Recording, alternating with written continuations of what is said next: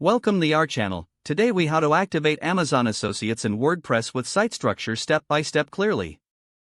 To activate Amazon Associates in WordPress, begin by logging into your WordPress admin dashboard. Navigate to the Plugins section on the left-hand menu.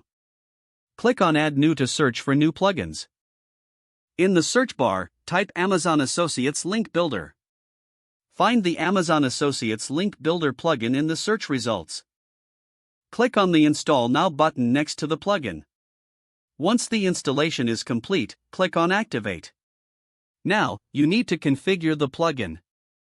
Go to the settings of the Amazon Associates Link Builder plugin.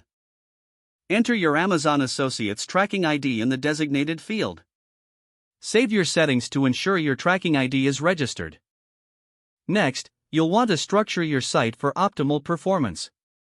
Create a clear navigation menu that highlights categories relevant to your niche. Consider using a dedicated page for your Amazon affiliate products. Make sure your site has quality content that aligns with your affiliate links. Write engaging blog posts or product reviews that incorporate your affiliate links naturally. Add product images and links using the Amazon Associates Link Builder plugin. Ensure that your site complies with Amazon's affiliate program policies. Regularly update your content to include new affiliate opportunities. Monitor your performance through the Amazon Associates dashboard to track clicks and sales. Adjust your strategy based on the data you receive to maximize profits. If the page does not load, refresh the browser or try again in a private or incognito window. Make sure you are using the correct email address, then retype it carefully to avoid small typos. If your password is not accepted, use the reset option and create a new strong password you can remember. Check your spam folder for verification or security emails, then complete any requested confirmation steps.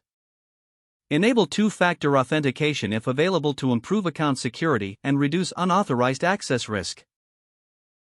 After signing in, review your profile details so your contact information and settings are accurate and current.